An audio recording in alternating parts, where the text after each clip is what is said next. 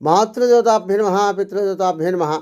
శ్రీకృష్ణ పరమాత్మనే నమో నమః. శ్రీకృష్ణ పరమాత్మ అందరినీ కూడా ఆయు ఆరోగ్య ఐశ్వర్యాలు ఇచ్చి కాపాడని కోరుతున్నాం. తిరువూరు శేషమనేంద్ర ఆశ్రమాన్ని ప్రతిరోజు కూడా ఒక మంచి మాట చెప్పుకుంటున్నాం.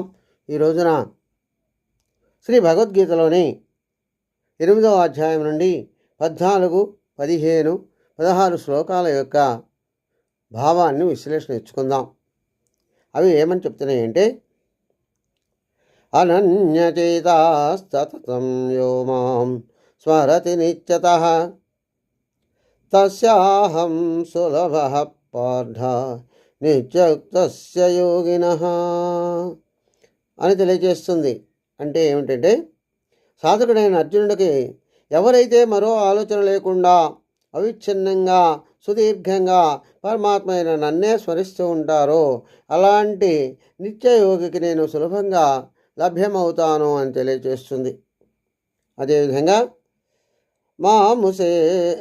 మాముపేత్య పునర్జన్మ దుఃఖాలయ శాశ్వతము నాప్నువంతి మహాత్మానః సంసిద్ధిం పరమాంగతాః అని తెలియజేస్తుంది. అంటే సాధకుని అర్జునుడికి ఈ విధంగా కూడా చెప్పడం జరుగుతుంది. స్వర్గాదుల కంటే ఉన్నతమైనటువంటి సిద్ధిని అందుకొని దాని ద్వారా నన్ను చేరినటువంటి మహాత్ములకు దుఃఖాలకు నిలయము అశాశ్వతము అయినటువంటి పునర్జన్మ ఉండదు, మళ్ళా తిరిగి జన్మ ఎత్తేటటువంటి అవకాశం రాదు అని తెలియజేస్తుంది. అదేవిధంగా అబ్రహ్మభువనాల్లోకా పునరావర్తినో అర్జునః మాముపేత్యతు కౌంతేయ పునర్జన్మ న విద్యతే అని తెలియజేస్తుంది.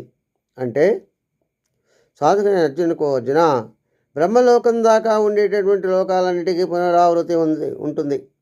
నన్ను చేరితే మాత్రము ఇక పునర్జన్మ లేదు అని చెప్తున్నది.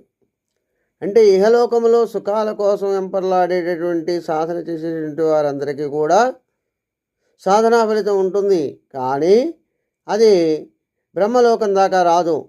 వాళ్ళు కోరుకున్నటువంటి సాధన ఇహమైనటువంటి కోరికల వరకు తీరుతుంది. ఆ తర్వాత మళ్ళా తిరిగి జన్మ ఎత్తవలసి వస్తుంది అని తెలియజేస్తుంది. అదేవిధంగా నన్ను పూర్తిగా స్మరించినట్లయితే అలాంటి అవకాశం రాకుండా తిరిగి జన్మ ఎత్తేటటువంటి పరిస్థితి రాకుండా ఉంటుంది. కాబట్టి నువ్వు ఎప్పుడు కూడా నన్నే స్మరించు, ఎడతెగరకుండా చెయ్యి అని చెప్తుంది. స్వస్తి. సర్వే జనా సుఖినో భవంతు.